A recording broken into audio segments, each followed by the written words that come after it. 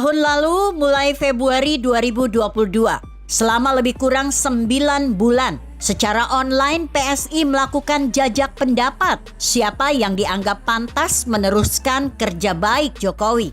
Bersifat terbuka, namanya Rembuk Rakyat Mencari Penerus Jokowi. Dan PSI lewat Wakil Ketua Dewan Pembina Grace Natali mengumumkan hasilnya pada Oktober 2022. Calon penerus Jokowi itu Ganjar Pranowo 49,96%, Erick Thohir 19,96%, Muhammad Mahfud MD 6,04%, Muhammad Ridwan Kamil 5,94%, Muhammad Andika Perkasa 4,94%, Najwa Shihab 4,00%, Emil Elestianto Dardak 3,12%, Muhammad Tito Karnavian 3,05%, Sri Mulyani Indrawati 3,00%.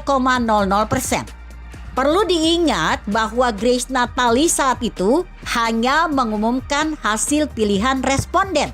Ini bukan pilihan para elit PSI. Tidak ada yang salah dengan hal itu. Rembuk rakyat atau polling itu adalah hal yang biasa saja. Pada saat itu PSI juga berembuk lagi secara internal dan akhirnya memasangkannya dengan Yeni Wahid sebagai bakal calon wakil presiden. Jadilah saat itu pasangan lengkap yang pertama diumumkan oleh PSI. Ganjar Pranowo, Yeni Wahid, Bacapres dan Bacawapres. Lengkap. Sementara parpol lain belum bisa menentukan. Alasan klasiknya masih membangun komunikasi politik, masih berproses. Atau bahasa terangnya negosiasinya belum final. Ini politik transaksional, tak lain tak bukan. Tapi kemudian PSI dituduh membajak kader parpol lain sebagai bacapres. Aneh lah, ini kan hasil rembuk rakyat, jajak pendapat, polling terbuka. Artinya ya pilihan responden. Pada saat itu PSI hanya mengumumkan saja. Lagi pula kita juga ingat saat itu PDIP masih giat-giatnya mencoba mempromosikan Puan Maharani dengan ribuan baliho dan spanduk yang bertebaran di seantero Nusantara. Plus sementara elit PDIP pun banyak mendiskreditkan Ganjar di ruang publik. Tapi apa mau dikata, faktanya elektabilitas Puan tak bisa terangkat juga. Singkat cerita, pada hari Kartini 21 April 2023, Ganjar Pranowo pun akhirnya dideklarasikan sebagai bakal calon presiden oleh PDIP di Batu Tulis, Bogor. Pak Jokowi tergopoh-gopoh dari Solo ke Bogor, cengkrama dengan keluarga diinterupsi. Untunglah ia berjiwa besar, tetap tersenyum dan akhirnya mengajak Ganjar pulang bareng semobil.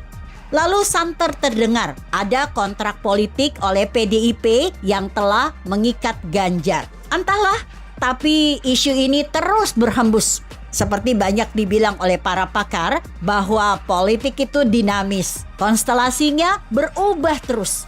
Saat ini Ganjar diperlakukan oleh PDIP sebagai propertinya yang harus tunduk pada partai. Atau tepatnya tunduk pada kemauan ketua umum partai. Sementara Prabowo terkesan lebih bebas lantaran ia sendiri adalah ketua umum partainya sendiri. Sedangkan Anies Baswedan semakin redup. PDIP terang-terangan bersikap menjauhi PSI, tidak menyebut dan tidak pula mengundang PSI dalam relawan Ganjar. Terhadap itu, PSI pun mengkanter dengan sikap tegak lurus Jokowi.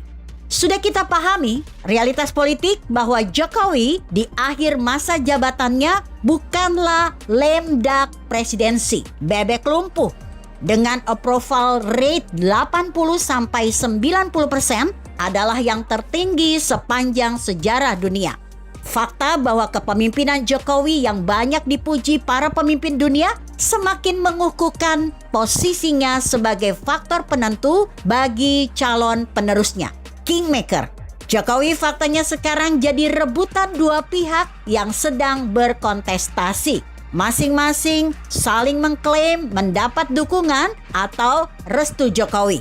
Masing-masing sesuai penafsiran dan gayanya sendiri. Jokowi nampaknya melaju terus dengan bidak Gibran, Kaesang, PSI, dan Projo tidak mempedulikan dengan hinaan ala bajingan tolol Rocky Gerung.